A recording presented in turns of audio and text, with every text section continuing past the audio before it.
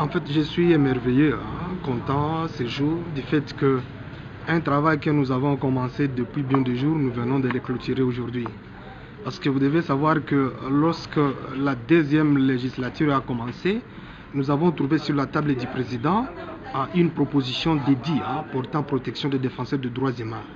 Et vite, nous sommes sautés sur la proposition en question et nous avons déclenché le processus.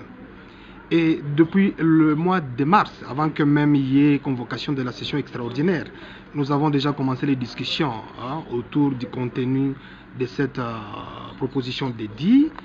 Les honorables députés se sont fortement engagés dans ce processus parce que tous on a été convaincus du fait qu'il y a besoin, il y a urgente nécessité d'avoir un instrument juridique portant protection des défenseurs des droits humains, parce que le contexte qui est le nôtre dans la région ici, souvent expose les défenseurs des droits humains. Ce sont des gens qui se sacrifient à défendre les droits d'autrui pendant qu'eux n'étaient pas protégés du point de vue des droits. Ce qui a fait que nous soyons fortement engagés dans le processus. Et je disais que je suis content, émerveillé aujourd'hui parce que finalement, nous venons d'adopter cette proposition dédiée au niveau de la commission politique, sécuritaire, administrative et juridique. Il reste pour moi, le président, de transmettre cette proposition dédiée au bureau du président pour que, enfin, la proposition en question soit programmée pour une plénière au cours de laquelle la commission va devoir présenter la proposition pour que les honorables députés, la plénière, puissent adopter cette proposition dédiée pour que nous ayons cet instrument juridique portant protection des défenseurs des droits humains en province du Nord Kivu.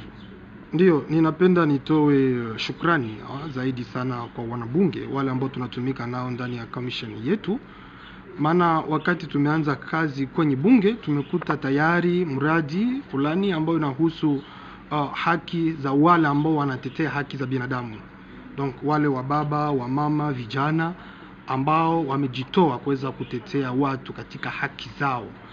Na wakati tumeona hali ya jimbo namna gani maafa inakuwa mengi, watu haki zao haziheshimiki, na tumeona kama ni vizuri sana sisi kama wanabunge tuweze tafuta sheria ambayo itakinga wale wandugu ambao wamejitoa kutetea haki za wengine.